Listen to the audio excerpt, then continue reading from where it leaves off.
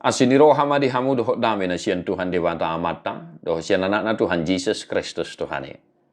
Amin. Shalom manginang selamat pagi, salam sukacita. Saya didongani asini rohani tu hatta mahamu selalu. Natang yang nami siak-siak manginang sadarion.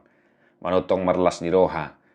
Ditupa asini rohani depata. Hatan itu hatta tu hita sadarion sada Korin 10 ayat 10 dolu. Hola pangujunan napatut di jolma do naung mangonai Tuhan. Haposat do debata. Dang loasot dah hamu ujunan lobi sian gogomuna. Ibana na parohon pangujunan ni laos ibana do mabahen hapatian na asa tertaun hamu. Pencobaan yang kamu alami ialah pencobaan biasa. Yang tidak melebihi kekuatan manusia. Sebab Allah setia dan karena itu ia tidak akan membiarkan kamu dicobai melampaui kekuatanmu. Pada waktu kamu dicobai, ia akan memberikan kepadamu jalan keluar. Sehingga kamu dapat menanggungnya. Demikian firman Tuhan. Namanya ini sebuah firman yang luar biasa. Ajaran yang luar biasa yang disampaikan oleh Rasul Paulus kepada jemaat di Korintus. Mereka mengira bahwa ketika mereka menghadapi banyak tantangan, pencobaan, masalah, Tuhan tidak sayang lagi kepada mereka. Tuhan tidak mengasihi mereka. Nah, Bapak saudara-saudara, Tuhan tidak pernah mencobai kita. Nah, dalam hal ini saya memakai istilah Tuhan mengizinkan pencobaan itu hadir dalam kehidupan kita.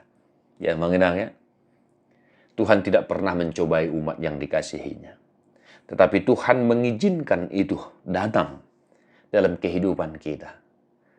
Sehingga nyata apa yang dikatakan oleh firman hari ini. Ia juga yang akan memberikan kepadamu jalan keluar sehingga kamu dapat menanggungnya.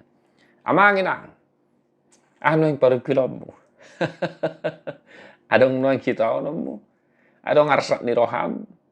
Ada masalah, usaha, pekerjaan dan lain sebagainya. Kiranya firman hari ini dapat menguatkan iman percaya kita. Tuhan tidak pernah meninggalkan engkau sedikit pun. Sedetik pun Tuhan tidak pernah meninggalkan umat yang dikasihinya pun menghadapi banyak tantangan, banyak masalah. Lihat kisah Ayub. Ya, Tuhan tidak meninggalkan dia. Walaupun dia dicobai oleh iblis. Tuhan sedetik pun tidak meninggalkan dia. Tuhan tetap memperhatikan dia. Tuhan tetap mengasihi dia. Nah, oleh karena itu, ayo bangkitlah. Ya. Dari keterpurukanmu, dari masalahmu, jangan terlena hanyut dalam persoalan pergumulanmu. Bangkitlah. Tuhan ada dekat sekali dengan kita pada saat kita menghadapi banyak masalah tantangan. Ayo bangkit, sekali lagi, move on. Supaya engkau percaya apa yang dikatakan oleh firman hari ini. Ia juga yang akan memberikan jalan keluar bagimu. Haleluya, amin. Ia juga yang akan memberikan jalan keluar bagimu. Maka ketika kita menghadapi banyak masalah, saya selalu katakan jangan fokus kepada masalah, tetapi fokus kepada Tuhan. Supaya engkau bisa melihat jalan keluar yang dikatakan oleh firman Tuhan itu sendiri. Sebab sering sekali, ya, kita tidak mampu melihat kuasa Tuhan dalam kehidupan kita karena hanya fokus kepada masalah tantangan yang sedang kita hadapi. Sekiranya pun hari ini kau menghadapi masalah, ya, luangkan waktumu. Paling banter 5 menit doang ya mengenangnya. Duduk, menundukkan diri hati, berdoa, memohon belas kasihan Tuhan. Supaya engkau mampu melihat jalan keluar dari setiap masalahmu.